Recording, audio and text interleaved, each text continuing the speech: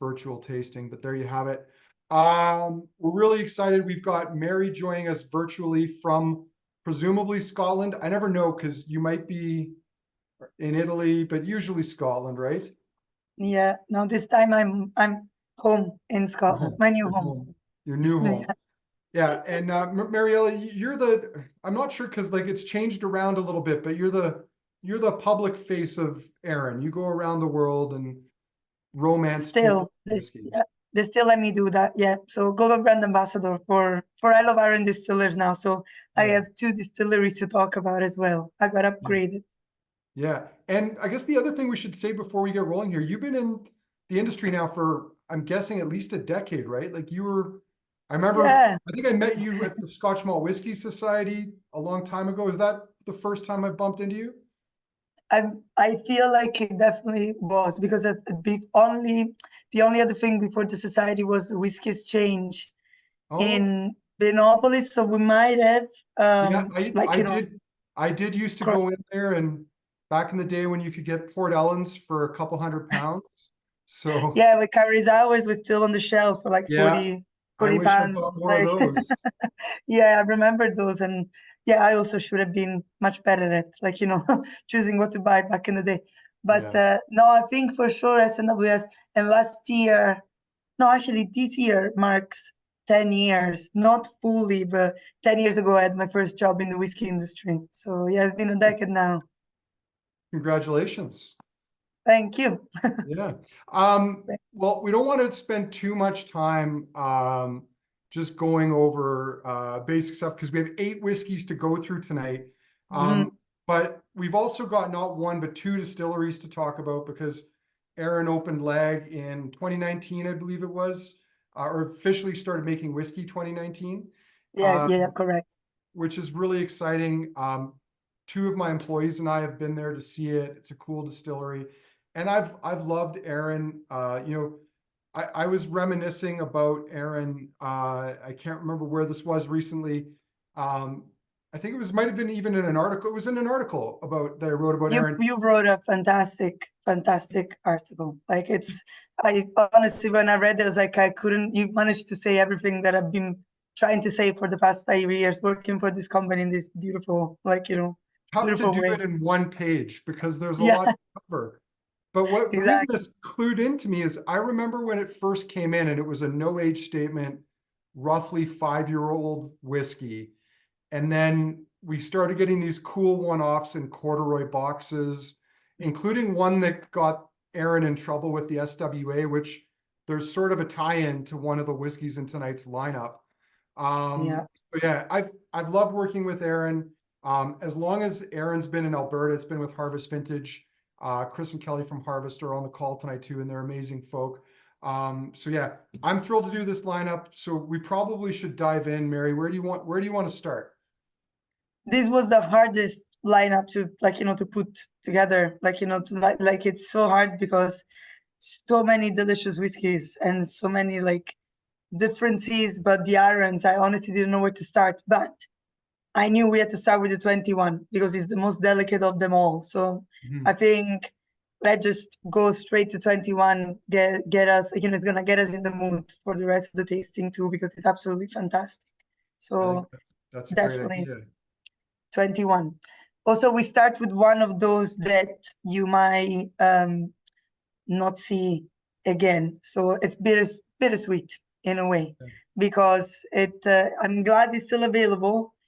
Well, If it's still available. right now it's sold out. Right, I right. I don't know if there's any coming. That's a Chris and Kelly. No, Chris is shaking his head. There's none currently on the way, so it'll be a Yeah. little while. Classic Arran story, which is we started in the 90s, difficult times, as you know, for whiskey making, for whiskey, for production and everything. And we didn't, we don't have the fullest warehouses in terms, of older statements. So we've been trying to do the 21 for as long as possible, but we actually stopped a few years ago. So now we're not bottling the 21-year-old anymore. I think the last one was Yeah, it was 2 years ago because we already missed last year as well. So I'm so happy you're trying it. I bump into it still every now and then at shows, and it's just so delicious. It's Mm. light, gentle, old-fashioned, like old Arran. So don't expect, like if you look at the color, it's already like a big giveaway. These casks were not like, super fresh. We're talking about like, casks from like, early 2000s or like late 90s in this case. And they just let the spirit shine. We have a beautiful, like, new make that is so fruity, lots of apples, like orchard fruit, stone fruit. And in this case, after 21 years, the casks are not overpowering anything and just letting this beautiful, creamy, slightly oily, marzipan fruity whiskey shine. And it's just versatile and elegant and delicious. So we start easy and fruity and light. Mhm. Yeah, it's one, the 18s evolved a little bit over time too. Like there was a period when it was quite heavily shared, the 21.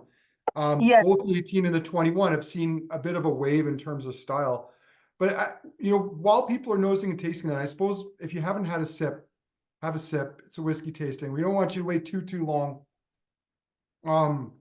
without a little taste of whiskey. But opening a distillery from scratch and keeping it running, filling mhm, casks, paying your bills, paying your staff, and laying stock down from the future is not an easy thing to do. And it's a delicate balance between selling what you have now because you can get some money that'll help keep the business going versus setting some aside so that you can sell it at an older age in the future. And it's a difficult thing to do. I think it's remarkable that Arran has had older releases at like and consistently. Sure, there's been gaps, but because it's not easy to do that. I mean, absolutely. I remember when I joined and we still had the old labels, like, the year I joined, we kind of transitioned into the new label, and there was already this conversation of like, long, because we used to do even more bottling, more wine cast finishes, and like, on each statement. And I think with the rebrand in 2019, it was very much a coming of age, like, in terms of, look, we're like 25 years old now. We know what our range looks like, and we also kind of restructured it so that we can still try to like, bottle older, like, statements mhm, in the long run. But we, as you know, we bottled so many beautiful 95 single casks, 96 mhm, single casks, yeah, 97 single casks throughout the years as well. So it was needed in our case also because we were trying to establish ourselves. For a long time, we were the youngest, kids on the block. So now mhm, we have so many new, beautiful yeah. young distilleries. But for a long time, we were really trying hard to just make a name for ourselves out there using any stock, like, necessary. Mhm. Well, and we were lucky. I mean, over the years, we've bottled many different casks from 96 and 97. And I even remember remarking at times like, this is going to dry up at some point.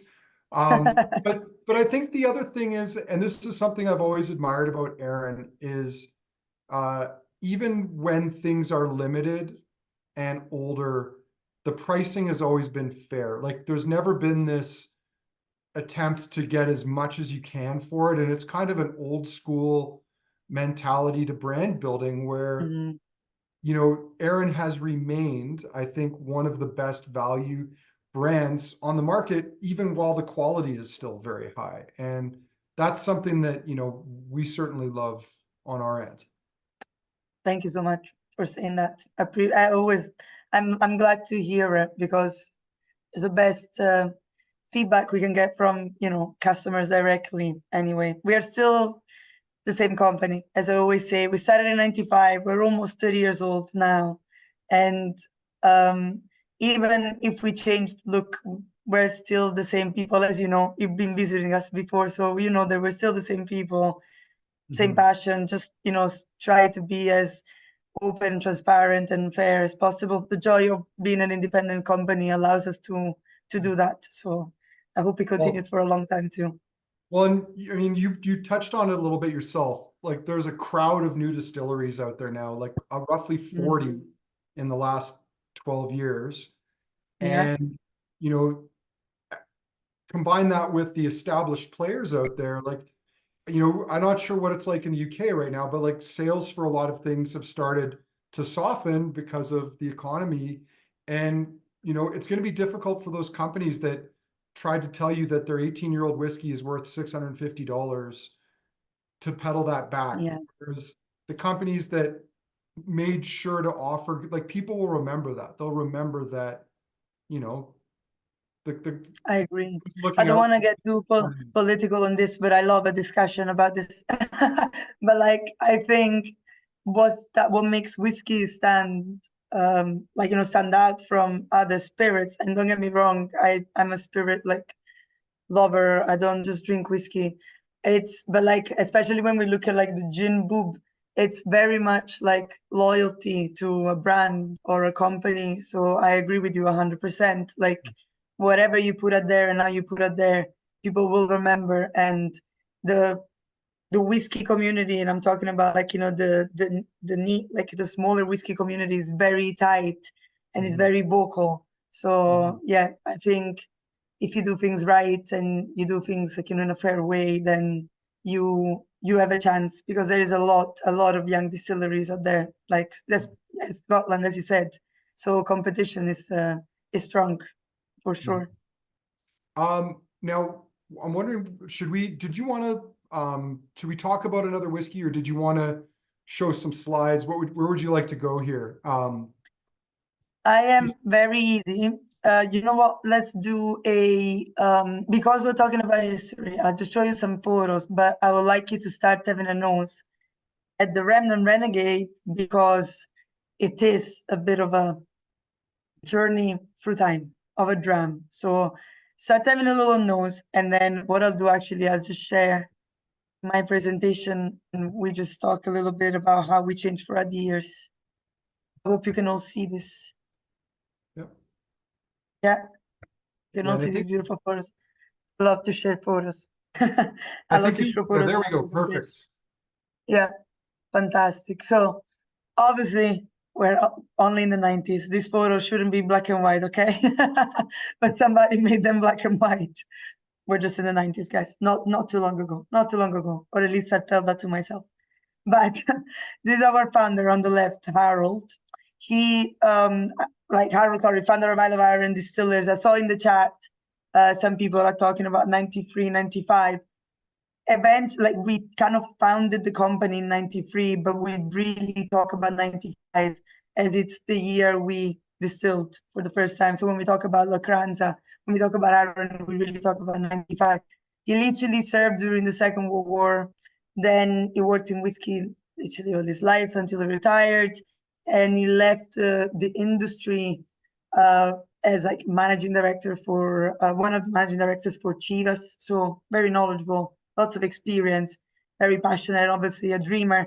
And he, despite the difficulties of like the bad years of whiskey in Scotland, he still went on and decided to open a distillery, and he chose Arran as a place. So in 93, we bought land. We actually bought this, little piece of land down here. This is Lochranza. You see the village of Lochranza. It's like surrounded by mountains that goes out at sea on the northern part of the island. 94, we started building our distillery, very small, very compact, very, very tiny. And this is us in 95. So that's what I mean by tiny, compact, small, like sort of like a small dream that slowly through the years kind of expanded. I love the fact that there are no roads, no parking lot, like the sheep are just roaming around. Literally, we started distilling as fast as possible. We filled as many casks as possible, and we couldn't even store those casks ourselves. We actually had to send it to our friends, our distilleries friends, around the country. So literally, a work of love, like a dream coming true for a man, which is fantastic. Independent back then, still independent to this day. And then obviously throughout the years, a few things changed. 97, after a few years, we finally opened the visitor center, and we were so lucky that the Queen was coming by. So she was doing a tour of the west coast of Scotland, and we kind of asked her, and she said yes, which was amazing. So she came to cut the ribbon of our visitor center. We gave her 2 casks to say thank you, one for Prince William, one for Prince Harry. And those casks are still in our warehouse to this day. We don't know what's going to happen to those casks. We need to get in touch with those guys.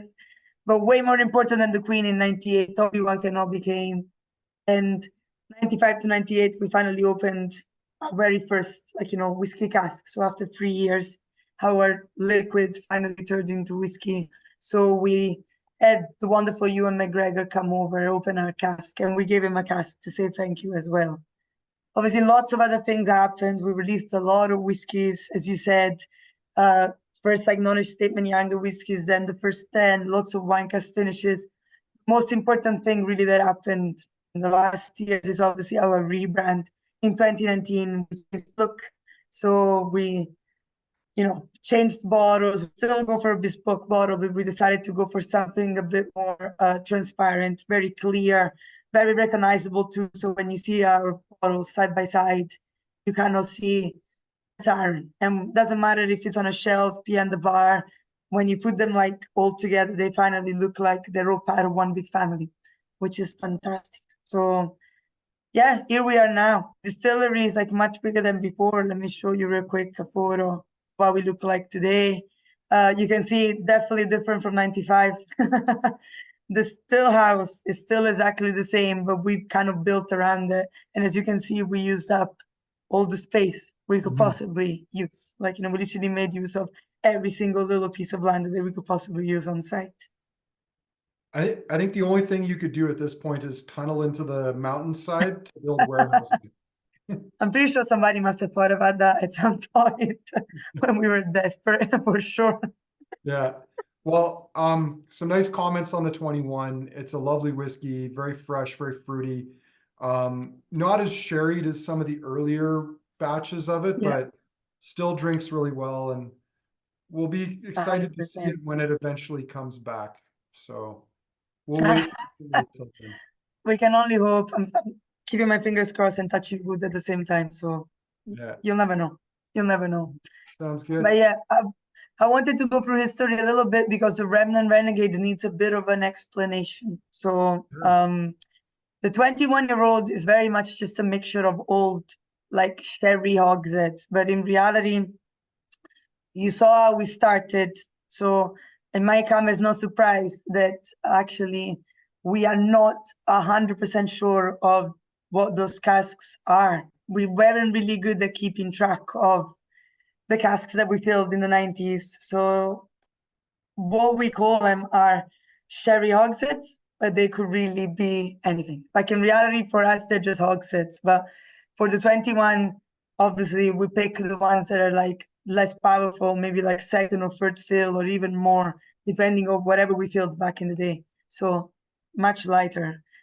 The Arran signature, Remnant Renegade, it's like we call it a kaleidoscope of Arran. It's I call it a cuvee of Arran, because the oldest cask in in that mix are actually 25-year-old, and the youngest casks are 5.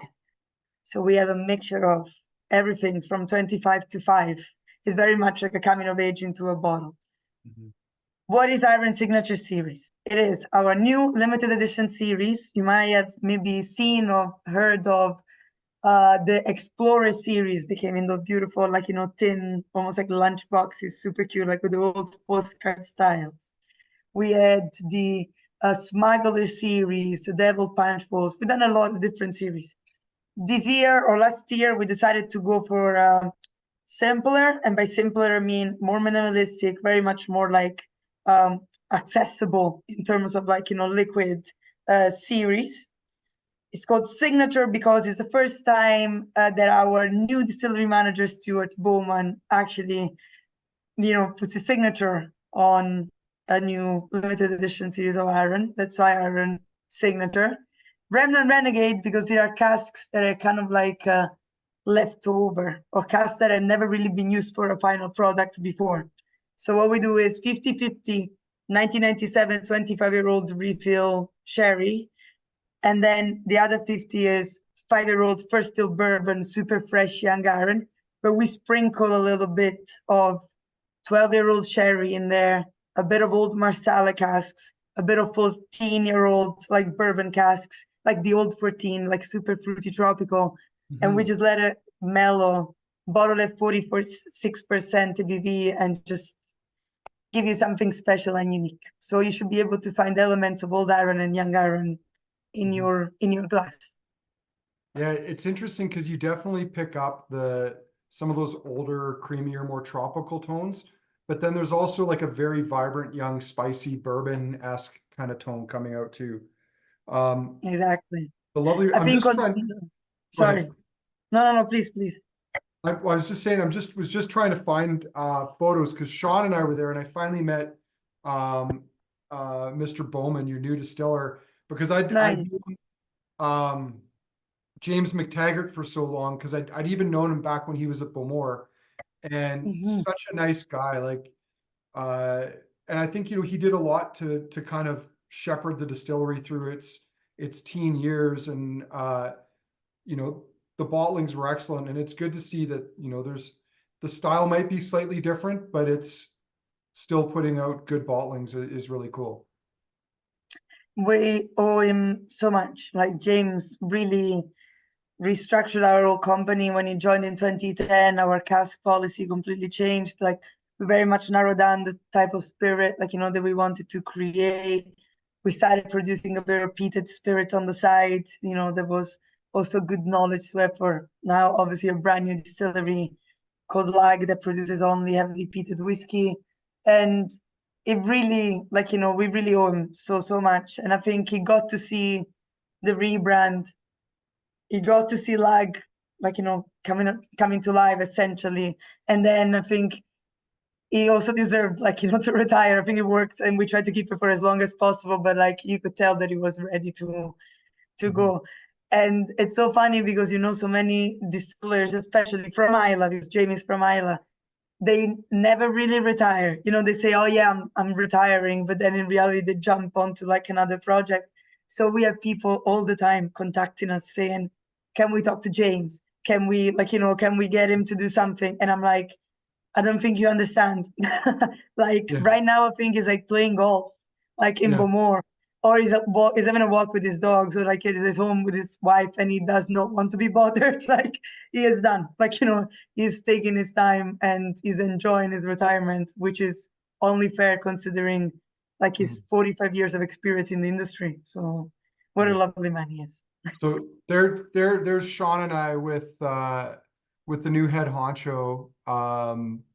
I'm thinking that was last year or 2 years ago now, 2022 in the fall.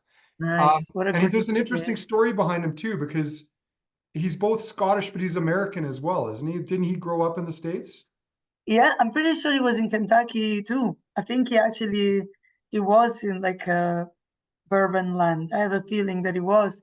But yeah, he did grow up in the States, and it's funny because his favorite style of iron, like mine, is very much like a bourbon cask matured whiskey. We love that juicy, fruity, like vanilla sort of contact. But I like him also because he has such a also like a brewer like approach, Mhm. to whiskey too. So I was very excited when he said that he was going to join us because um, we can try, being also like a younger distiller, if I'm allowed to say, it's also we can look at other experimentation as well, which is kind of cool. So he has a lot of knowledge in the brewing and the distilling industry. So it's nice to have him, really nice to have him on board.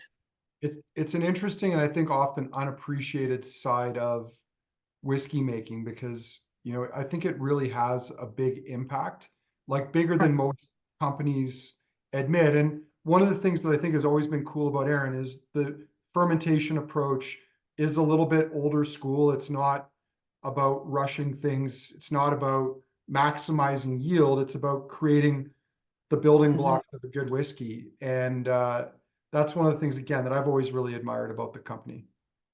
Thank you. We try our best. And I'm sure that Stuart, it's always tough to join a company. I feel like when you have such a big distillery manager behind you. We call it the old school distillery manager, like James did it all. He distilled, but he also did every other thing around the distillery and bottling and blending. So it was one of those last very old school distillery managers that are still like around today. But I feel Stuart was like so on board to take on, like he understands what Arran is. He understands the character of Arran, and I'm sure like, you know, he wants to put his print on it, but he also understands the continuity of the brand and like the continuity of the product, because everybody loves Arran for what it is now. So, but there's also there's also space for fun projects and experiments like the signature series as well. So I'm sure he has opportunities to show what he likes and what he can do. Mhm. I'm Great. reading the comments on the Remnant Renegade. I love Yeah. the silky licorice notes. I actually get so much orange chocolate. Somebody says orange zest. To me, it's like salted caramel and orange chocolate, like biscuits, if there was such a thing. I It's think very salted caramel. Harmony was throwing the marmalade notes out there, I believe, earlier on. Nice. Yeah, no, it's a lovely whiskey. It's because it's interesting. It's got some of the hallmarks of an older, more mature whiskey, but it's got the feistiness of a younger spirit as well. I think you feel the freshness at the front of the younger whiskey. Normally, like you have a like zinginess, you know, the bourbon that is there and is like quite powerful and vibrant, like, you know, creamy sweet vanilla from the bourbon. But it's in the end that you actually feel a bit of that old schoolness, you know, a bit of the musty, light, gentle, like, you know, sapid tannins, which remind you, okay, there is some old whiskey in there too. Mhm. All Thank you. right. I like Greg. He's very complimenting on the comments. I like Greg. Thank you, Greg. He said it's really well put together. Mhm. Yeah, and the comments, if people didn't pick it up, the Remnant Renegades, roughly 5 to 25-year-old whiskeys. So Yeah. if you had to put a legal age on it, it's just a 5-year-old, but there's much older stock in it as well. And you know, on that note, we're on to the 18 now. The 18-year-old is not available right now, but Chris and Kelly may have to nod. I believe it is coming. Probably limited because that's the way it goes, but can't see. Is that a thumbs up or a thumbs down, Chris? There's a nod, subtle nod, thumbs up, sideways, thumbs up. All right, the thumb is up. Got it.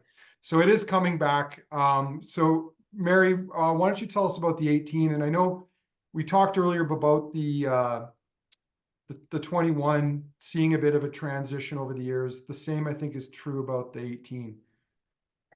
Yeah, and also it has to be said that because I asked you in advance which 18 years old it was, because 2 years ago we bottled a different recipe of 18-year-old, which is actually the one that I think you're drinking right now, because I remember I asked you about it and you confirmed that it was that specific year. So the 18 you see on screen now is the 18 that we normally bottle, which is very sherried, like, you know, sherry sort of like influence. Normally we pick obviously like old sherry casks, and sometimes we do a little bit of a finish on them before bottling them in fresh sherry cask to give it like, you know, a bit of a hum before like going into bottle. The 18 you're drinking now, actually, it's a mixture of bourbon and sherry cask. So that's why today was difficult, because the 17 that you have after should have been the 18 that you had on screen before. I'll explain. But what you have in your glass now is 18-year-old Arran, bought it a few years ago. We had access to these beautiful, gorgeous, like bourbon casks from 2001. They were tropical juice in a cask. And we didn't have the courage to like put them in heavy sherry and then bottle it. So we decided to let it do its thing. So we mixed those bourbon casks with a bit of sherry casks from like, you know, same year, put them together and like release them to the world. And we said, look, it's not the sherry bomb you're expecting. Like, you know, the color gives it away. It's not heavily sherried, but please appreciate, like, you know, our honesty in telling you that these casks were delicious and they were so good and juicy, and we couldn't, like, you know, just cover that fruitiness, or like let a fresh cask, like, kind of like destroy, like, the flavor profile that the bourbon cask were given. So that's us just really saying, trust us and trust the process.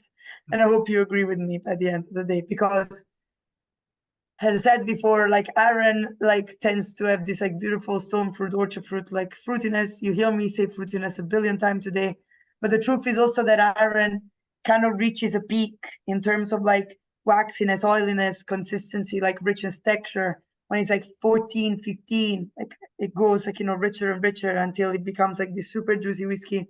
And then when it gets older, it just gets more versatile. So we don't like, keep going up. It almost like becomes more elegant and subtle and like light and gentle on the palate too. And I think with the 18 in this case, it has more body than the 21. You can feel it. Those casks are definitely more alive, definitely for still bourbons there. So it gives you more, it stays with you more. You can feel it on your gums. You have that zestiness that keeps on staying, which is fantastic. You can feel a touch of the sherry, but it's not overpowering. So this is like my ideal, sort of whiskey. Has a bit of everything, bit of zest, bit of fruits, like, bit of sapidity. It stays on, good texture, long finish. It's a wonder from like nose to finish. To me, it's like one of the best whiskeys we ever put out, ever. And it was a one-off. Yeah, I absolutely adore the nose on this. As you said, it's very tropical, very creamy. The palate is lovely too. It's funny when you get a distillery like Arran that builds brand loyalties, like people almost take a sense of ownership of it. And there's some people who are like really disappointed by the fact that maybe the 18 is less sherried one batch or the other.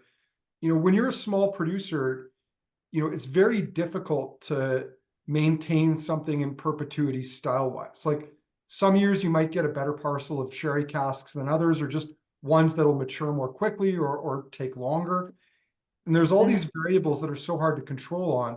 At the end of the day, if a bottling is good, for me, I don't mind those variations. Like I love hunting them in certain whiskey. Actually, Oh, I think a lot of people like, where'd the color go? Why is it not as sherry as it used to be? so many people actually. And I'm not gonna lie, we had those comments and and we were like we were trying to be honest like from the start, and we were like, this is like, people have always known that our older age statements are always slightly different because we don't have thousands of casks, that we don't have the so many casks to choose from. We have what we have each year, and we try our best each year. I love when people like compare us to like big names like, oh, Highland Park 18 out there, or like a Lagavulin 16 and whatnot. And I'm like, we literally started 29 years ago. And these are like the oldest, like, whiskey casks we have in our warehouses. So we're limited what we can do, and we try to do our best with what we have. And we really just trust the liquid, we just like believe in the liquid, trust the liquid, and try to put out there something that is good quality all the time. And even if the flavor profile changes a little bit from product to product, we hope that our customers know who we are, like, and know what we do. So Yeah. hopefully being an independent company kind of gives us that already a little bit. I think it definitely does. And the fact that you've done, and like for example with ourselves, we didn't include this in the lineup. I've got it here somewhere, but we've done now 13 casks over the years of Arran. This is a 9-year-old, which is Wow. gorgeous, like Oloroso sherry butt, which is not something I remember seeing a lot of from Arran. It's always sherry hogsheads, but great whiskey, great price. Because I think Arran has tailored its business to a certain extent to like the whiskey nerds, at least from the extent of, doing those things like bottling at 46%, non-chill filtration, no added coloring, being transparent about what is in the whiskey. I think you get a lot more sort of forgiveness from people because they're expecting, like they're okay with change. I mean, Mary, I know you're a fair bit younger than I am, but like people my age and younger don't often want the same thing over and over again. They want something different. And when you get a bit of variation in the batches, it's like you're getting a different product, even if the changes are only a little bit. 100%. 100%. I couldn't agree more. I think we do provide, at least I like to think we do provide consistency for the products, that are like the core, like, of Arran, like the 10, like, since the rebrand has been Sauterne, the Fort, same yeah. all the time, Very bodega, and yeah. yeah, in the bodega, the quarter cask, like, and whatnot. The wine cask finishes depend on how the casks are. So sometimes a bit punchier, sometimes a little bit lighter. But the odor is same, and I have to say, has been since I joined the company in 2019, has been the sentence that I repeat over and over again. Is like, we just try our best. We try our best. Like, like it's just the truth. We don't have huge amounts of stocks to play with, so Yeah. we do what we can. That's usually it. Also amazing that you did 13 casks. You did 13 single casks for Kensington Wine Market so far. Plus 2 for a whiskey club that I'm a part of here. Wow. So yeah.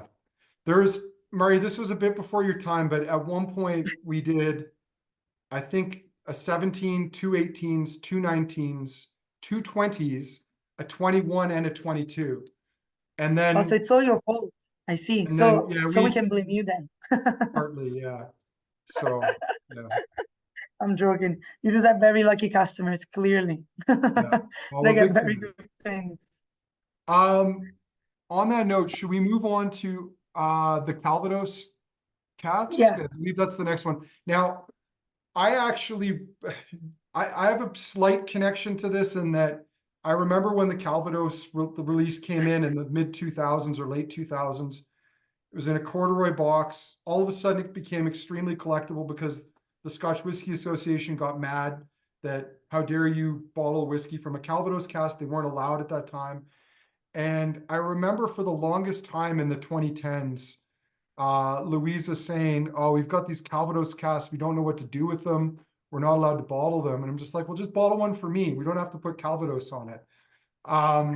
It never came to, but you finally got around to bottling it because the rest of the industry ran out of oak, and so they allowed Calvados and all these other things after the fact because they needed them now.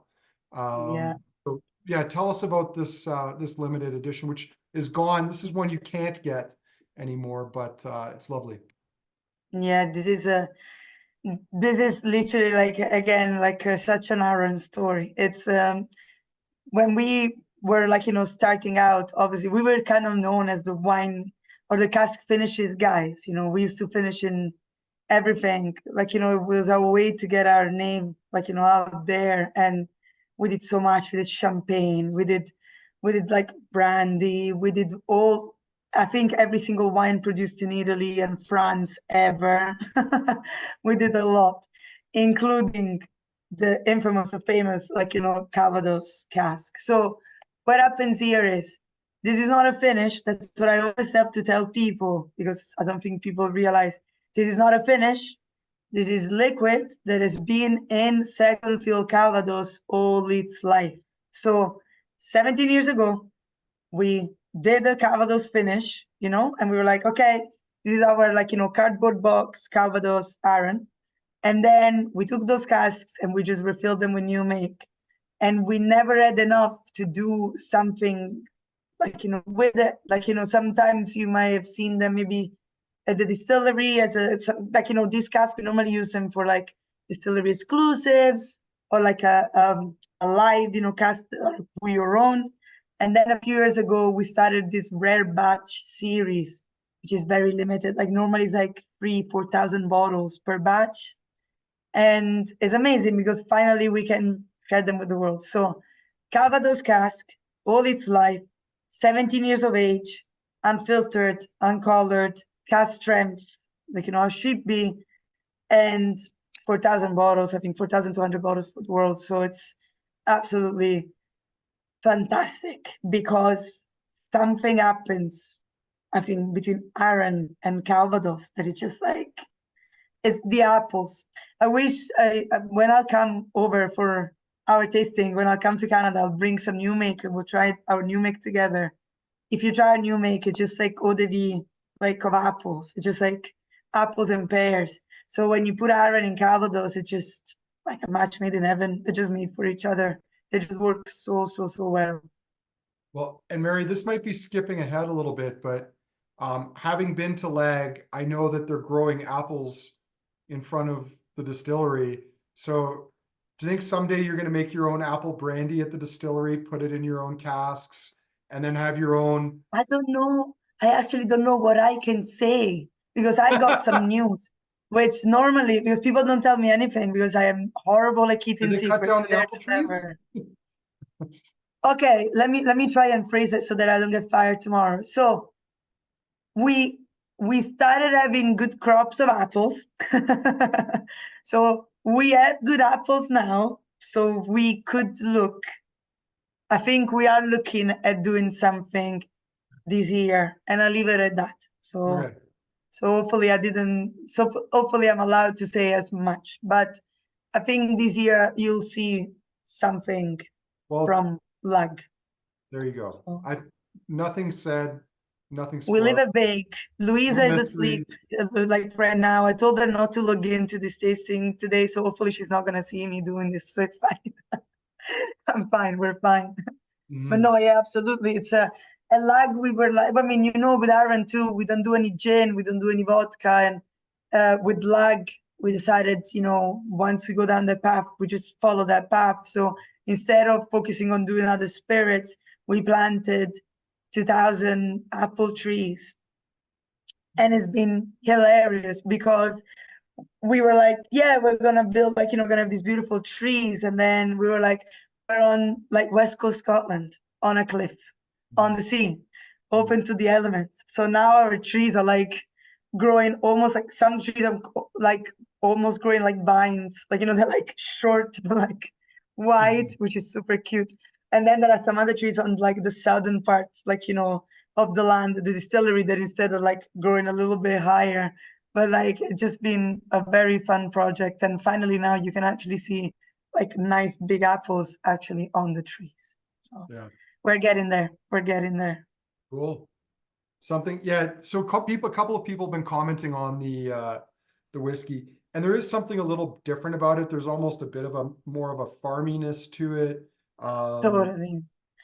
It's definitely a bit dirtier in a good way, if you know what I mean. It's like those tannins from the Calvados, like the oak is there.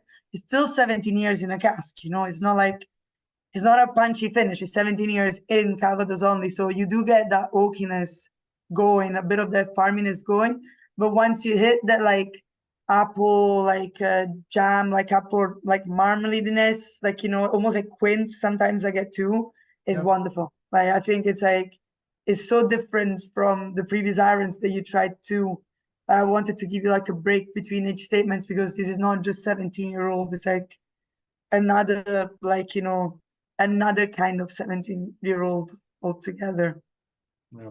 There's almost the other thing that's coming out, there's almost like a flinty, stony minerality to it on the palate. Mm. Yeah, it's an interesting release. I'm not sure. I haven't tried it. This is the first time I've tried it because when things like this would come in, quantities would be small. They'd sell out almost immediately. But we try to tuck aside a bottle of cool things like this because we know at some point we might want to put them into a tasting. Mm. It's not as apple forward as I thought it would be, but it makes you wonder about the casks. Like, how long were those casks used to mature the brandy? Because the oak touches not as much as I would have expected from I am afraid I don't think we've ever known, or like I don't think we've known, and it's just one of those. I think I've asked in the past too when he got released, and I don't think I can try and find out for you. I'm afraid I don't know right now, but I remember even back in the day I tried asking, but like I never really got a clear like answer on. This is Aaron back in the day. I'm not sure. it. I'm not sure we have it written somewhere, in all honesty, but I can try and ask. No, Maybe somebody has. it's more just curiosity. I mean, and I've seen Yeah. like, have you actually physically seen the casks that these were in? No, Because actually, I've never seen them. No, I've seen the when new ones. So okay, I saw somebody actually commenting on Lagg and Calvados because we did a Calvados like project. I want to say 3 years ago, 4 years ago now. where we filled on the same week. Like we got some Calvados casks from Calvados Christian Drum in Normandy, and on the same week we filled 20 casks up in Lochranza and 20 casks down at Lagg with new make.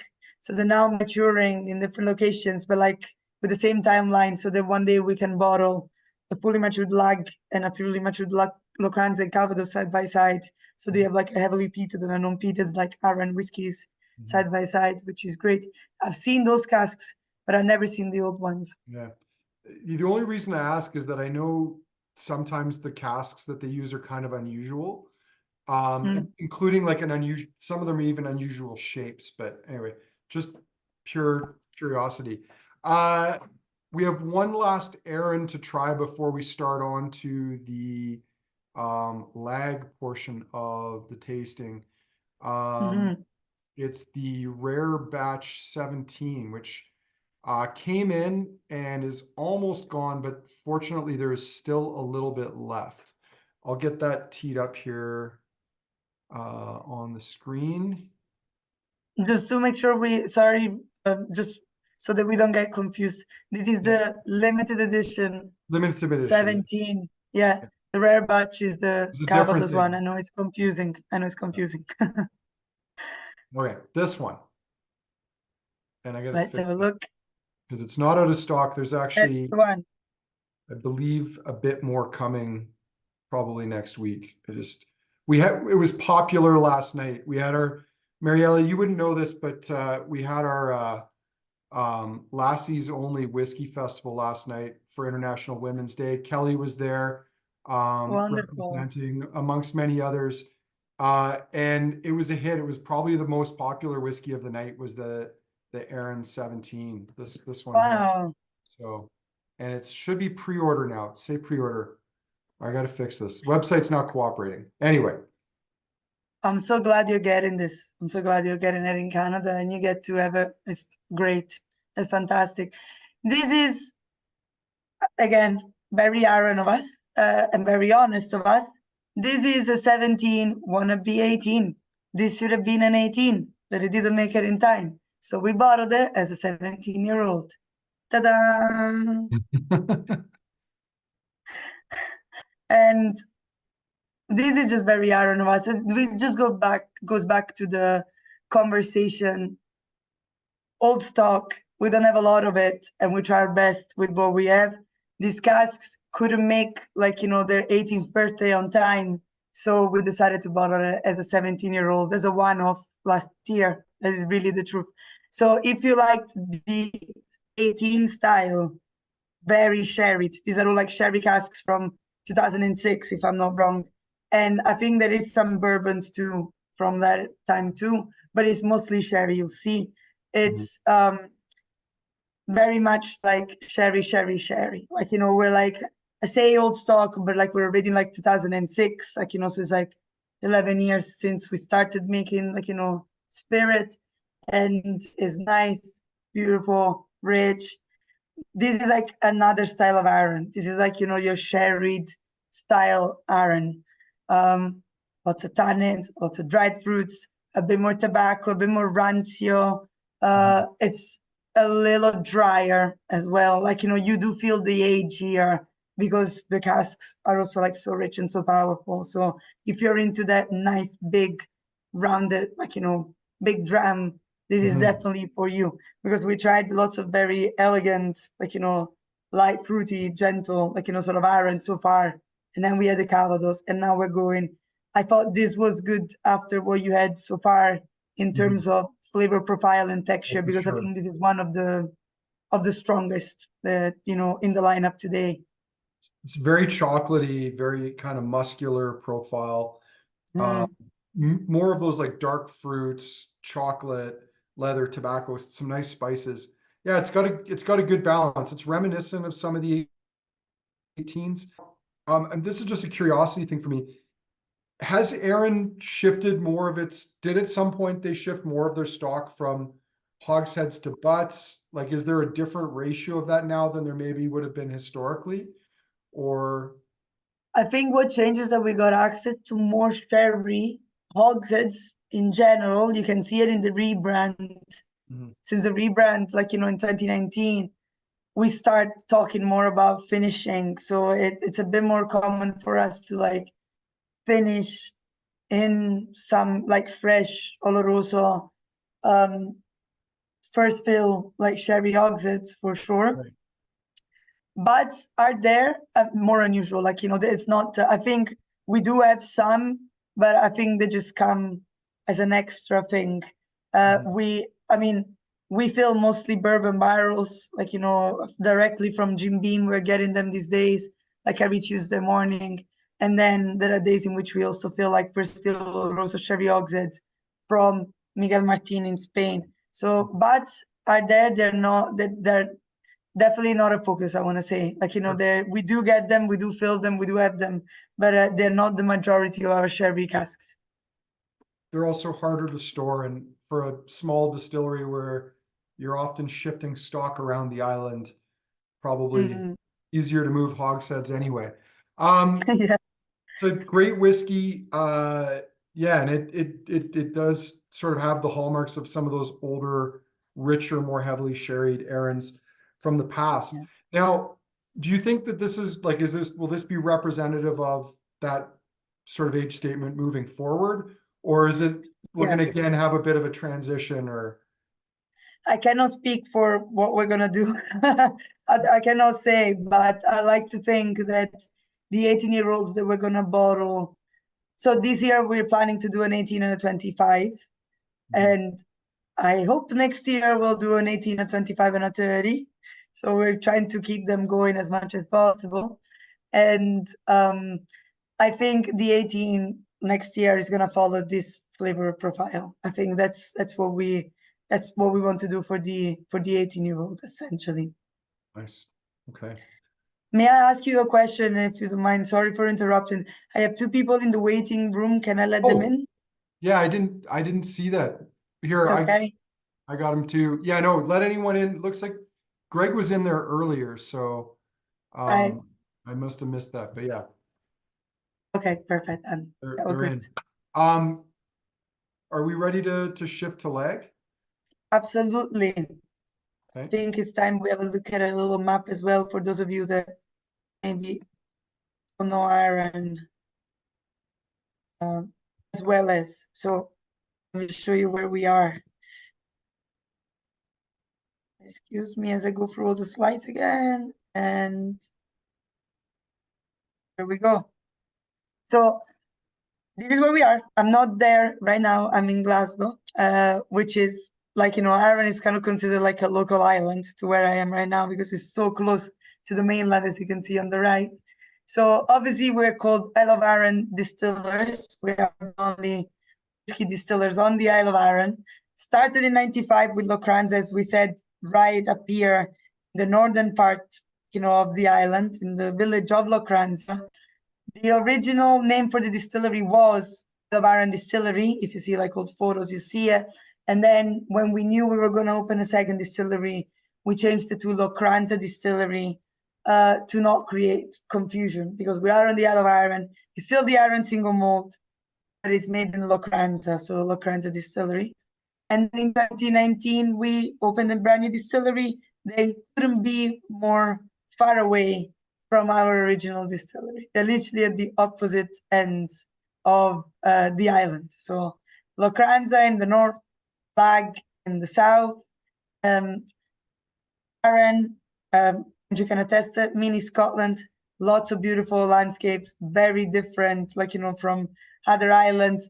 It's not an Hebridean island because it's kind of like located, like, geographically, it's kind of sheltered on all sides, and also geologically is very unique.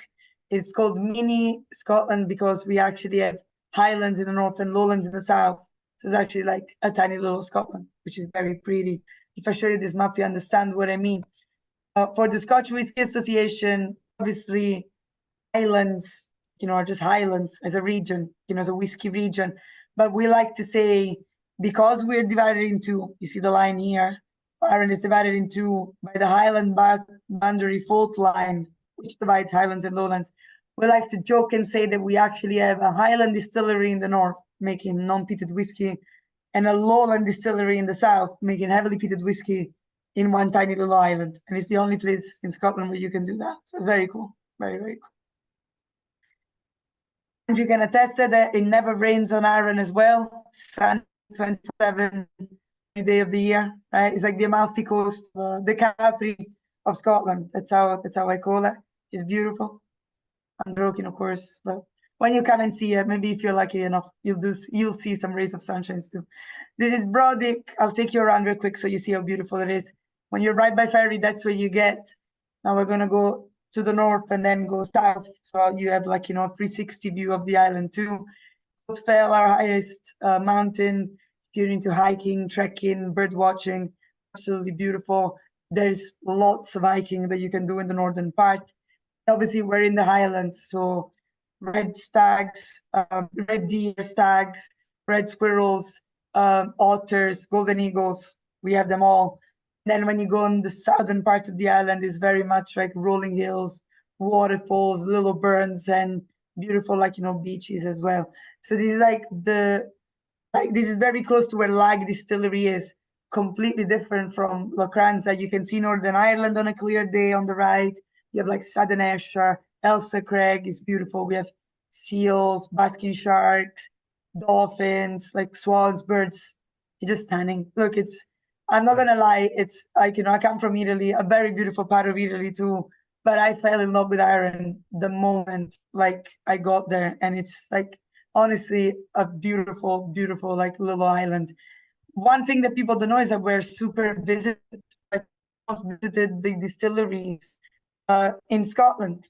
Like we have around 4,000 people living on the island, and on a good year we have 100,000 visitors, and that's also mostly thanks to tourism alone, because the island is super popular, especially in summertime. Mary, you might get a kick out of this, but Mark Watt is following on Facebook right now. So All right. he said to say hi. So tell him, why is he still up at 1 a.m.? It's Mark and Kate. I'm sure they have reasons. Bless them. I'm glad they're joining. Yeah. Yeah, I can attest. I've been there probably 10 times. It's a stunning island. I've been up the Goatfell and had enough visibility to see Kintyre, other islands. It's absolutely beautiful. And the location of both distilleries, like Arran is tucked into a tight little valley. Lagg's got views both looking towards the north, but also, as you said, Elsa Craig. And fun little fact, because this is a tasting for Canadians, all the curling stones that people use come from Elsa Craig. That little rounded rock, that stump of an island off the coast of Arran. It's one of my favorite fun facts to share when people come on the island. I'll show you. Let me go back. See, if Mark Watt was with us right now, he would say his favorite thing to say is, because he lives in Campbellton, right? He's literally here at the end of this promontory. So he actually sees Arran more often. I see Arran because he sees it every day. Campbellton is like one stone throw away. So close. And Elsa Craig is like on the other side. It's a tiny little volcanic, little rock.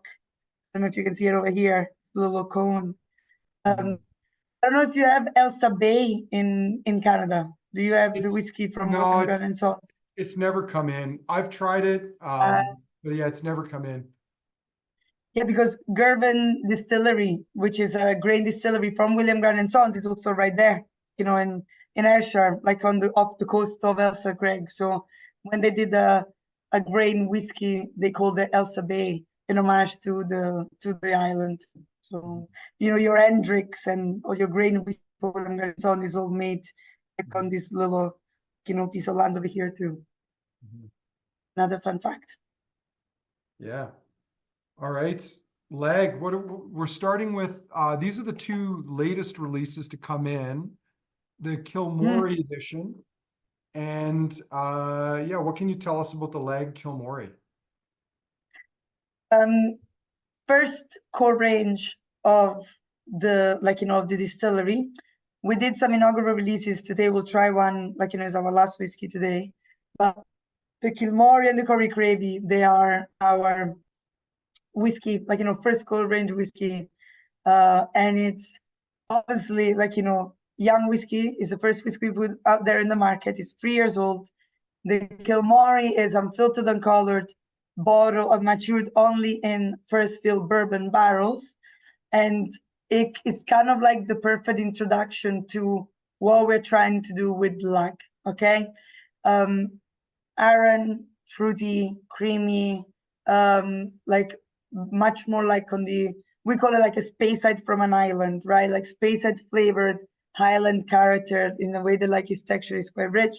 With Lagg, we very much embrace that West Coast style. Like, with Arran, we don't really, a lot of people put us next to your Highland Parks and your Islas, your Talisker, and they expect this sort of salinity, spiciness, smokiness that is not really there. With Lagg, we decided to embrace that West Coast style instead. So actually, it is a bit like Campbelltowny, or I like to think it is some elements of Tobermory or Edric as well when you try it, because it's heavily peated. So we have barley that is 50 ppm. The peat and the barley don't come from the island, so don't expect like, a coastal smokiness or a coastal peatiness. It is quite earthy, very heathery, very floral, like sort of peatiness, but it's also like quite subtle. 50 ppm, part per million of phenol compound, but peat is not like, the main Lagg thing. Like, we're trying to go for a balanced dram, like, a balanced whiskey that has obviously like, nice, interesting, different sort of like smokiness, but it's also like a very enjoyable, like, easy dram. It's very fresh, it's very clean.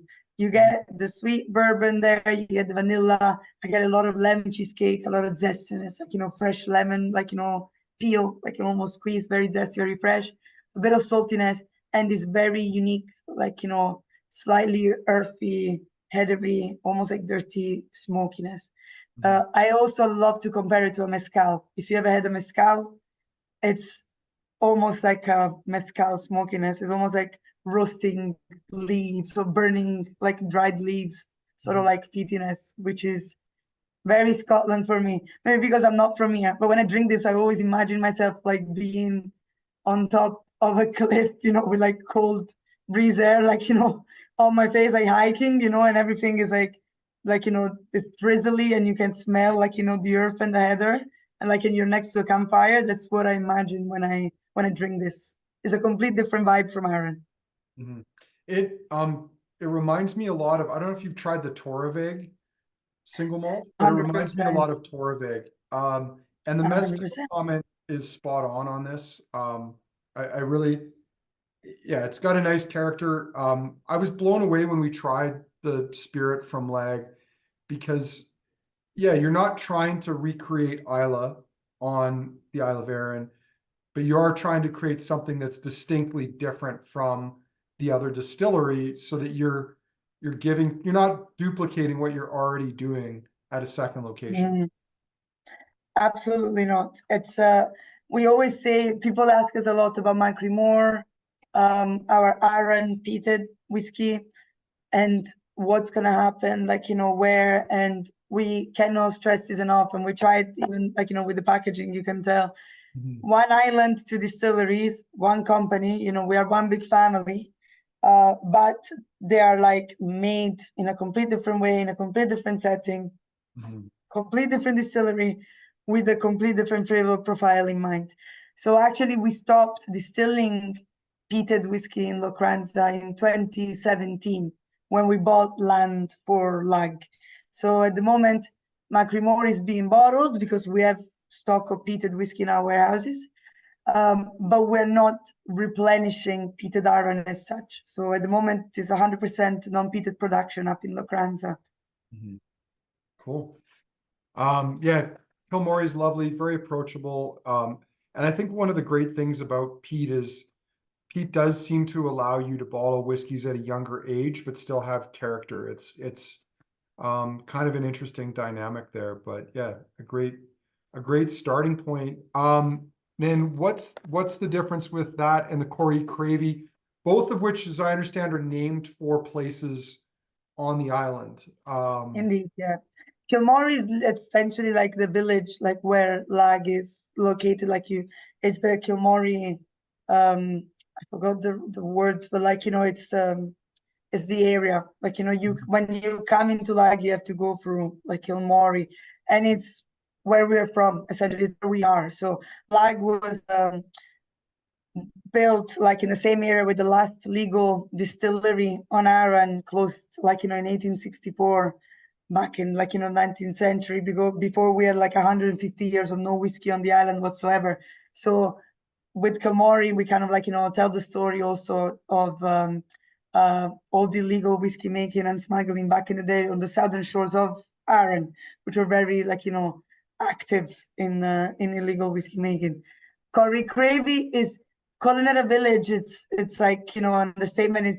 I love the way we call it like a hamlet. It's a few houses, but I love it. It's a village, for the island, but it's like a tiny little, collection of houses that you can actually see, from the distillery. So one is on top, and Corriecravie is right on the right, Kilmory is right on the south. And the main difference between the two is Lagg Kilmory, bourbon cask only, 46% unfiltered, uncolored. Lagg Corriecravie, 3 years in bourbon and 6 in first fill Oloroso, sherry, and 55% ABV. So you also have a bit of a higher ABV there. And those 6 months in sherry do give quite a punch. They are not shy. The finish is it's giving quite a lot.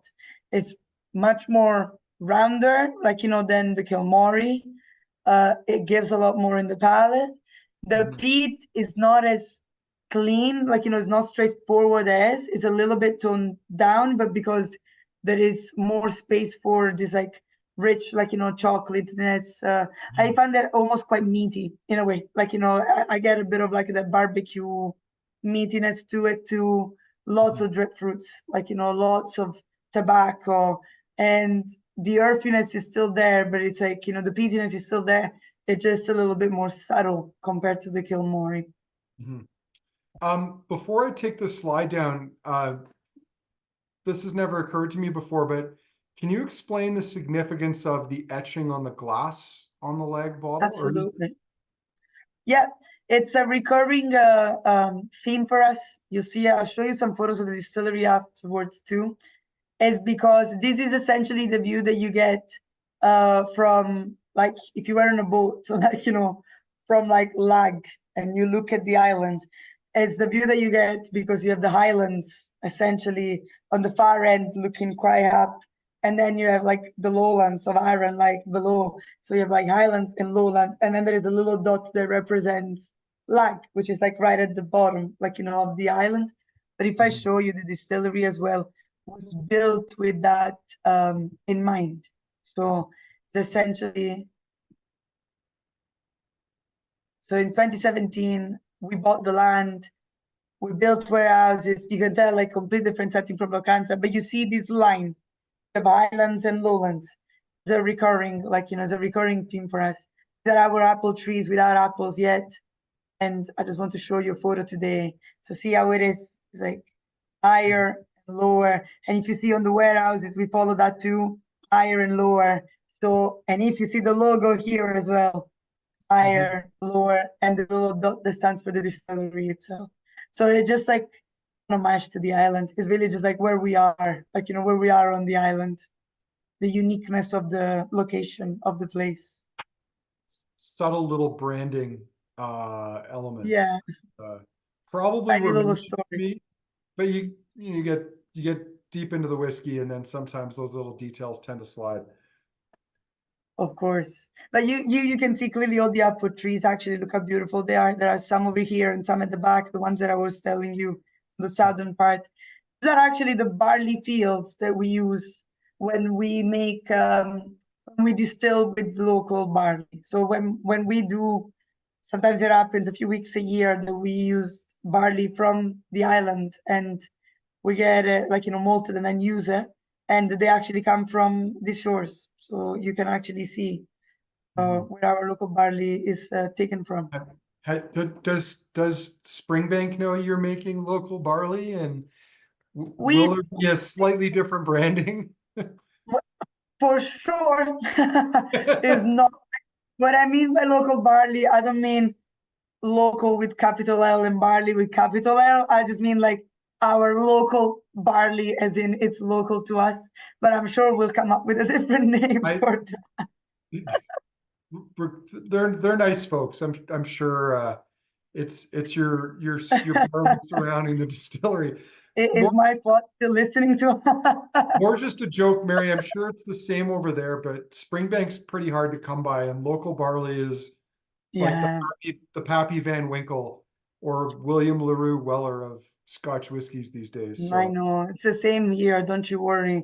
It's the same here, but it's done very fairly. Like, there are ballots and whatnot. But to be honest, I love Springbank. I love what they do, and their liquid is superb. So I get it. Like, there's a part of me that just gets it. It's one of those distilleries that, like, if you do grab a bottle, you just wanna open and drink it. There's no waiting because it's just so good. Such good liquid. So yeah. They're our neighbors in a way. If there wasn't like quite a lot of sea between us, but we're not too far from each other. you could take a boat, but you'd need somewhere to dock it. Yeah, for sure. Don't know if I have some. I don't know if you're interested in like some comparisons between the two distilleries before we move on to the last whiskey, or like in terms of production, or should we just keep it light and not go You know into what? We've got a numbers? couple minutes. Go for it. Are you sure? I don't wanna Yes. bother people if it's not something you're Mary, it's looking at. I'm gonna keep it light. I won't go into too much details, okay, in terms of production, I swear. But I love to compare the two because it sticks with you more, there's enough like whiskey nerds on this call that they'll be good. And plus it's 6:20 on a Saturday, and there's 7 drams in. So you're good. Fair enough. So I mean, first things first, I think I've said it already 1,000 times, I'm afraid. Obviously, 2 different distilleries, different locations. I love this photo. These are actually taken from people that I think you might know. Is from Barrel to Bottle guys. They came over to Arran to take these photos. Such wonderful, fantastic photos. And I love how you can actually see how close, like, the mountains are to Lochranza, how open, like, Lagg is.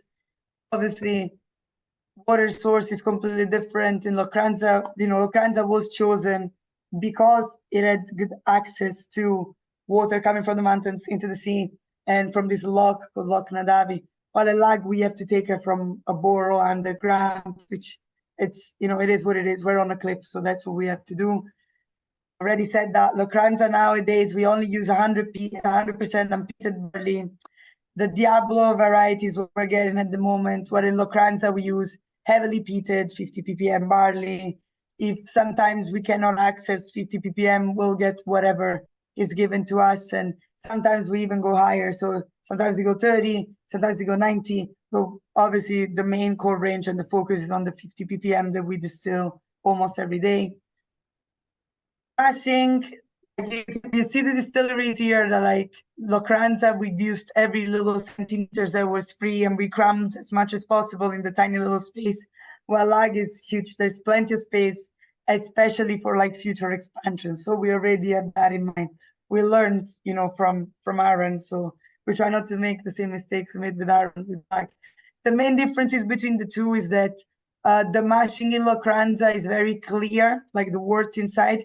We don't stir the wort in the mashing because we want the wort to stay as clear as possible, which means that the yeast is going to have a much easier job at feeding on the sugars. So it's going to produce a much fruitier, lighter beer.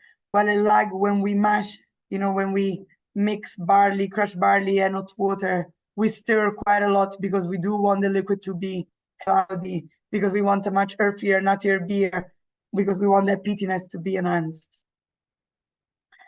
So a few things changed because we expanded, last year in Lochranza. So we actually have more washbacks now. So we have 10 washbacks at the moment. And also what changed is that we just switched to 7 days a week, which we're actually, I think, never done before. So we always done 5 days a week and then 2 days off. Now we do 7 days a week production, 24 hours.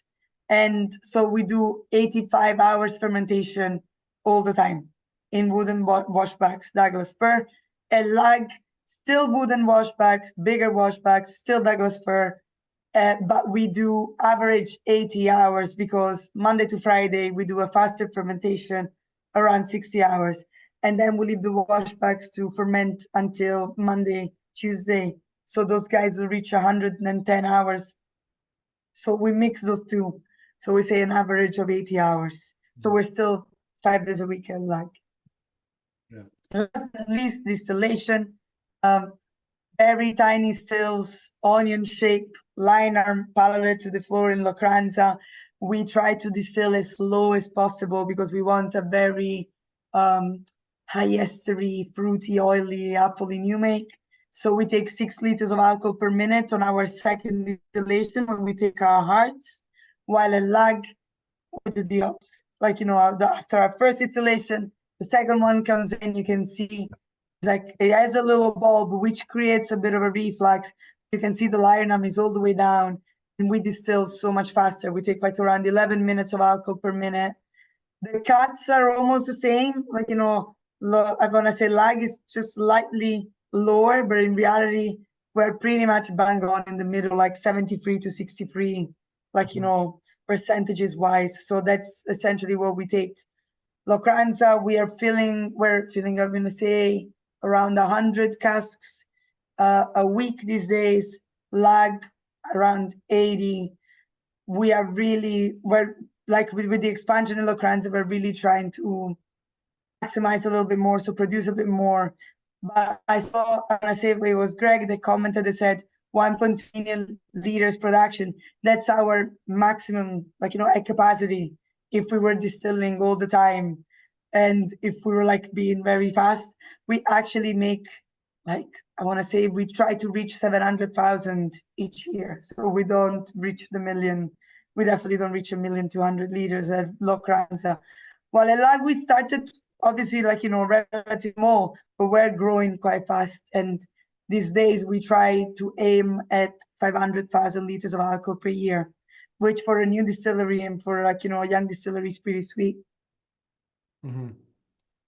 Yeah, well, a lot of the new distilleries are in the 100 to 200,000 range, so that's actually a reasonable amount of production to be doing. Yeah, exactly. We have a core range to keep up and a 10-year-old to keep up for the future as well. Incidentally, Mark, who's still watching on Facebook, says go with local barley. No, bless him. If he says it, I trust him. The man is one of the best palates I've ever seen in the industry. He's insane. How skilled. And absolutely. Nice, quite a nice fellow too. And we're not just saying that because no, I agree. He's hilarious. And the other thing that people might not have captured from that, one of the things I mentioned it before, was just the view from the still rooms is great. And while we're segueing into the last of the whiskeys, I think it's also worth noting, Arran, at least at one point, if not still, was the most visited distillery in Scotland. I mean, which is a pretty astounding thing to think about because it's on an island. Like, you have to go to the island. But it's a beautiful little spot. And, I think tourism has been a big part of the success because people come to the island, they fall in love with the island as you did, fall in love with the distillery and the whiskey, and they become ambassadors for it. Absolutely. Yeah, you're touching on a bit of a sore spot right now. I'm sure Mark will agree. we're having some issues with we getting onto the island these days, but I really hope that before the season starts, everything will kind of either get sorted or at least find the balance. And I saw Islay is having the same issues as well, and the Scottish Islands are having some issues. But look, it's okay. If I need to kayak you over, I do have an inflatable kayak. If you trust me enough, just come see me in Glasgow. I'll take you over myself. It's okay. There you go. I'll paddleboard beside you. Um, well, just because we're on that subject, I have a crazy story about the last time I was on air, and Sean and I, or no, it was Evan and I, sorry, the second last time I was there, we couldn't come through the normal ferry because the weather was so bad. So we had to Right. drive all the way around the Kintyre Peninsula to catch the ferry from the north. And this is, I think we Yes. were meeting you, and we were 5 minutes late for the ferry. And I'm coming down the Kintyre Peninsula. It's pissing rain. Evan's terrified. He's been holding on to the oh shit handle in the car for most of the drive. And I'm flashing my high beams at the ferry, and I'm like, sorry, Evan, I think we're gonna have to sleep in the car tonight. The ferry came back and got us. No, I forgot And I that. told people on the island this story, and they're like, no, that never happens. I was like, they came, I cannot believe that. I offered to buy them beers. I was like, can I buy you a beer? They're like, no, forget about it. It's fine. They came back and they got us. So true story. You know what? People always ask me why do you live in Scotland? You're Italian, the weather, the food, yeah, blah blah blah. Like it's always it's always the same. Like you're Italian, what are you doing? I'm like, apart from obviously falling in love with a Scotsman, otherwise I wouldn't be here. And obviously have a very work for a very good company.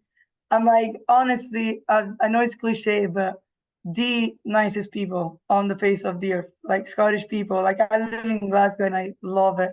They never take themselves seriously. If they can offer you a hand, they're like the kindest, people on the face of the earth. Like I love to hear stories like that because there's so many, and people always tell me those stories, and I love it. So I'm glad you had that experience.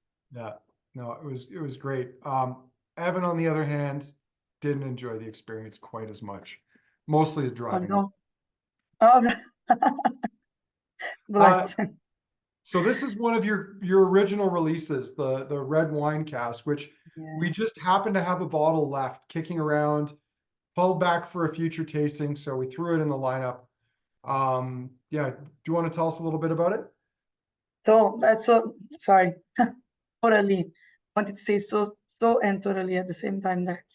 Um, Lagg Batch free. So what we did when we got when our casks turned whiskey, for the first time in 2022, we decided to do three inaugural releases, and it was like three different cask maturations. They're all 3-year-old, and actually batch one and batch two are very similar in terms of concept to Kilmory and Corriecravie, because batch one was only bourbon, batch two was bourbon finished in sherry. The main difference though is that now we only use barrels and hogsheads, while for these guys we used Perkins, which has this tiny 50 liters casks, so they give a lot very quickly, so they're quite punchy. So we did the inaugural one bourbon, inaugural two sherry, and then we did the batch free in Rioja wine casks. So they spent 2 years and a half in bourbon, 6 months in Rioja, and then we bottled them all and filtered and colored at 50% ABV. And if I'm not wrong, I think there were 10,000 bottles for each edition, for each inaugural release too. But it was a one-off. Like we always said, it was our inaugural releases. This is Lagg, introduction to Lagg, what we can do, what our smokiness changes in different casks. And now obviously with the Kilmory and Corriecravie we have our core range product. This is one of the most intriguing of the three. It's a crowd splitter. Like every time I shared this, people were like 50-50. They were like, some people absolutely adored that, and some other people didn't quite get it, because I think it's it's a bit out there. It's a bit meaty. Like I always get almost like biltong.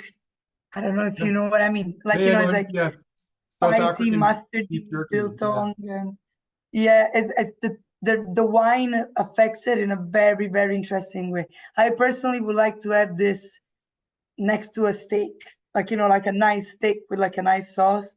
Well, I really want the Corriecravie with proper American or barbecue, just nice saucy barbecue. This is like a very nice like after dinner cheese or steak or like big flavor like food.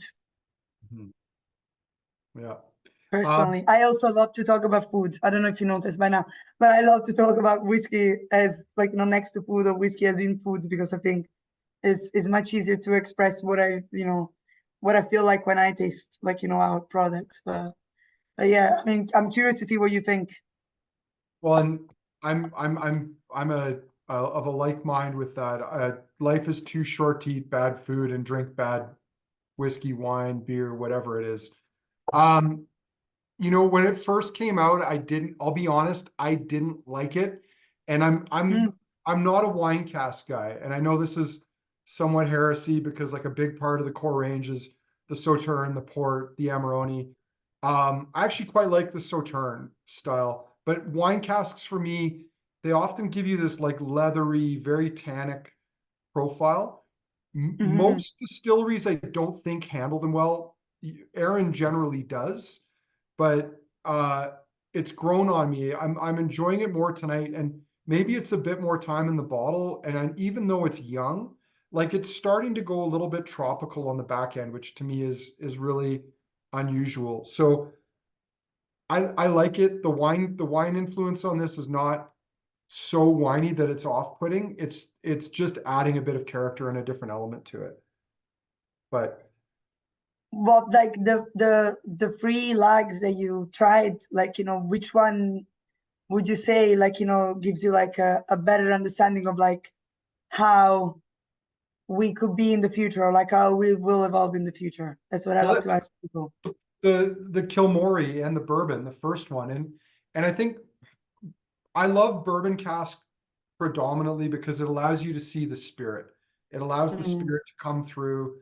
Now, having said that, when sherry is done well, which Aaron does mm, sherry very well, I love that style. I love that profile because I have yet to have an Aaron that's so over the top sherried that it completely masks the distillate. And I think that's something that I'm not always a fan of. mhm, Yeah, the legs for young whiskeys, they all drink well. And I think the thing people should keep in mind here is that this is not the end point for these whiskeys, it's just the beginning. Like these are going to evolve over time. Um, you know, this is like the early days of Aaron when there was the no age statement, non-chill filtered bottling, and you know slowly evolving to get to the point where it'll be. And I think you guys have done a good job with it, which is not a surprise to me because I've watched the last 20 years the evolution of Aaron and seen what it's become. So uh now what we typically do, and I know Harmony's still there, I might call her on this to help me out. We like to do what we call the speed round, which is we go back through and quickly comment on each of the whiskeys again. Harmony, are you down all right. to speed round this? I will do my best. All I right. might have mixed up some of my glasses Oh here. dear. They're All right. empty. So we're gonna go through this quickly. Aaron 21, which to me is like it's very floral. There's almost like lavender coming off of it now. Yeah, I get that. There's tons of like honey and like caramelized apricots for me. No. It's very fruity on the palate, almost like a perfumed fruit spray. That's good. Well, Who's talking in the background, Harmony? Tell them to be quiet. It's our customers. Oh, okay, damn. Boo. Spend money. I'm just kidding. It sounds very comfortable here. Remnant Renegade. Harmony, how's that showing? It's nice. Like yeah. I honestly I don't know what cup, what glass is what glass, but this one's nice. It's kept that spiciness. It's quite nutty. Mary, I don't know if you have all Hey. of these in front of you tonight or if you're just enjoying. No. I'm lucky enough to have tried them all and also recently at different shows. I'm not having them all like in front of me, unfortunately, because we don't have like some of them are like long gone for us too, so I don't have samples of them, but All it's right. absolutely fine. You're You go good. I ahead. just didn't want you to think you were being excluded. No, I'm drinking, I'm still enjoying a dram, don't you worry, just a different one. Nice. All right, Harmony, what about that almost bourbon-esque, very bourbony Aaron 18? How's that showing? I loved this 18 actually. I thought it showed very nicely. It's still very creamy. I still get that like marmalade and tons of zest on here. And even my glass, you can smell this like fruity malt that still shows nicely. It's very marmalade-y, almost Yeah. creamsicle-esque. And Yeah. it's quite tropical into the finish. So it's nice. It's not what I think a lot of us came to expect from the Aaron 18, but knowing that now, it's cool, it's different, it's fun, I like it. And it's gone, so it doesn't matter. But there might be some of a new batch coming, so it's fun. What do we think of the Calvados? Man, this is so farmy. Sorry, I dropped it. Oh no. It slipped. The smell is amazing. It's changed so much. Mhm. I can't put my finger on exactly what it is, but it reminds me of a childhood candy of some sort. It's going into like starting to go into like waxy Jolly Rancher territory. Very Mhm. farmy, a little bit sweet, nice balance. The nose is quite farmy and almost cheesy, like a nice funkiness, but the palate Yeah. really fruity, nice spices. Yeah, there's a really cool cheesiness to it.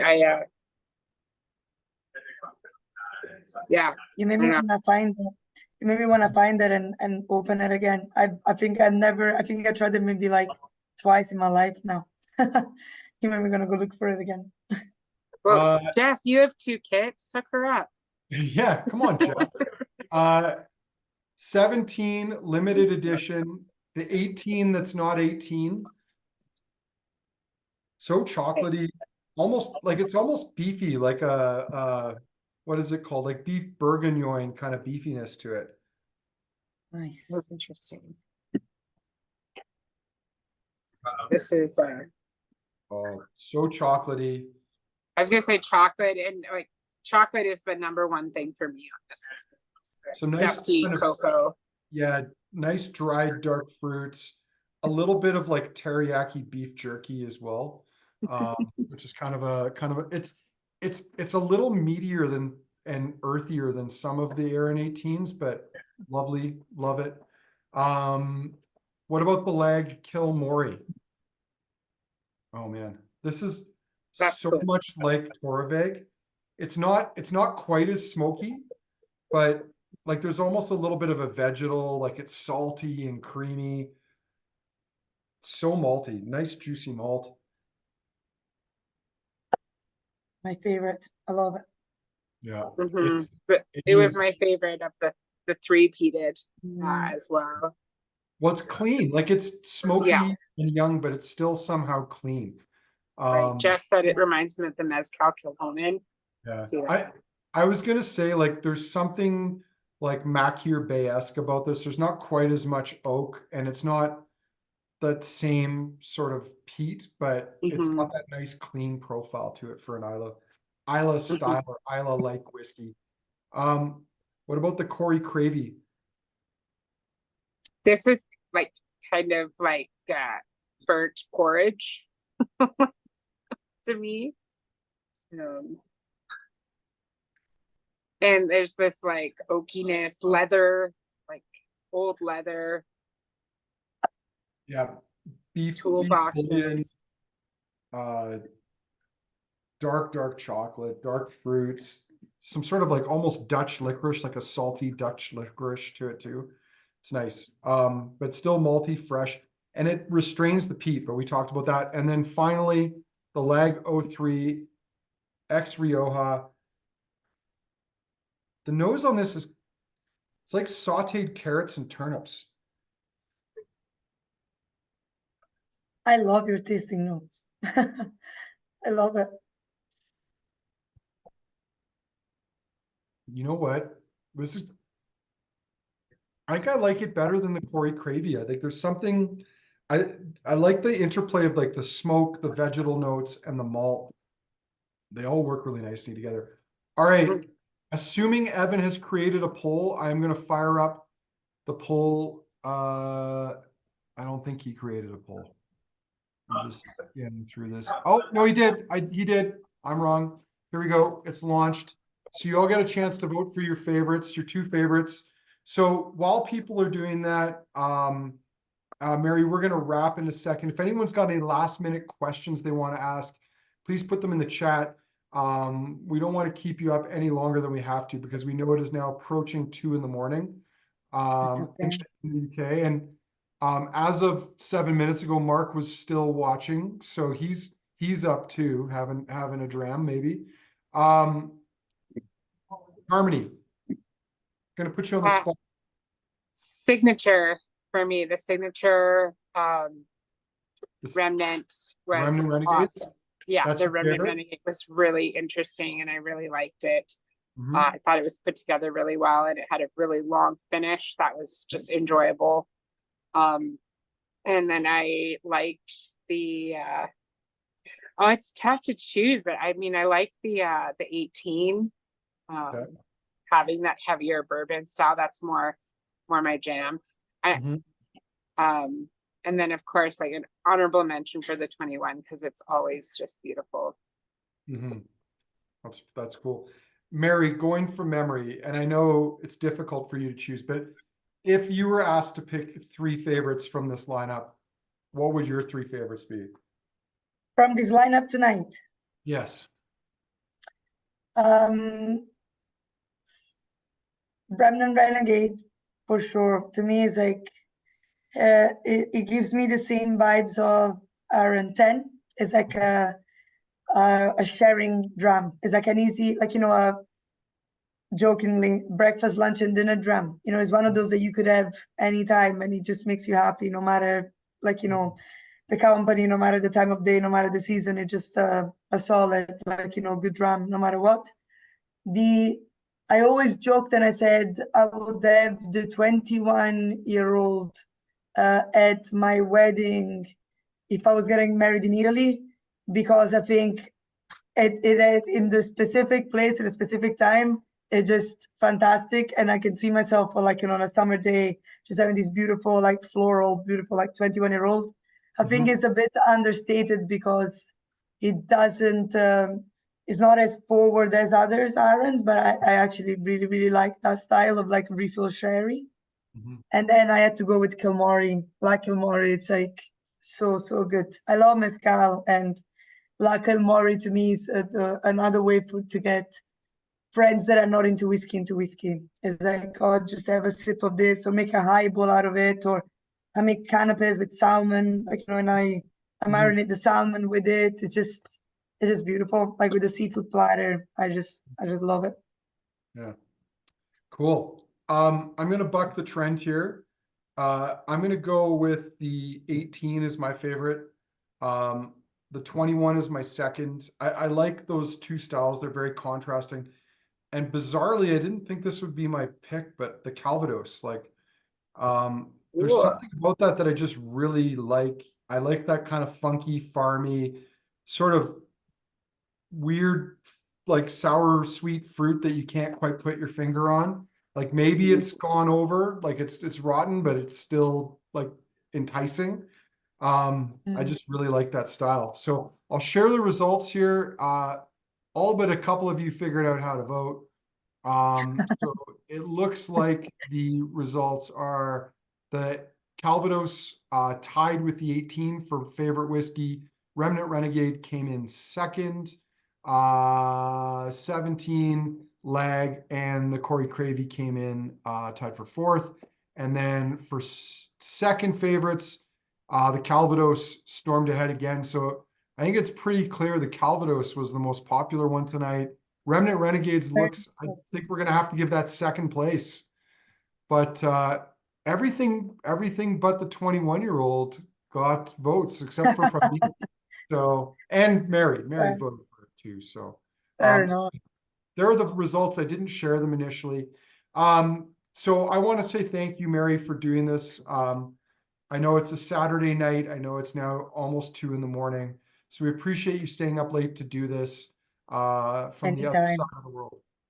It's always a pleasure. Thank you, obviously, Andrew, for just, always been so nice for sharing such wonderful bottles. When you told me the lineup, I was like, oof, I was like, you're a lucky bunch Yeah. of people. Like, it's fantastic to see so many rare and limited edition and old iron side by side. I love it. And thank you obviously for including lags as well, which is great. And thank you, Chris and Kelly, for tuning in as well. And I really, really hope that I'll come and see you in person next time. And I'll bring some new makes and we'll go through them again. Well, we'd love to do that. And there's some old 1821s and 25s in my warehouse, just begging to be opened. So we'll hold you Say to no that. more. Say no more. Chris and Kelly, thanks as always. Harmony, thank you. Thank you, everybody who took part. Hope you all enjoyed the tasting. The one that we have access to, which we'll be in touch with next week if you want, is that limited edition 17. But other than that, thanks everybody. Have a great night, and we'll see you again soon. And Mark, if you're still watching, Thank you so much, everybody. have a good night in Campbellton or morning. Okay, bye Thanks. everyone. Thanks.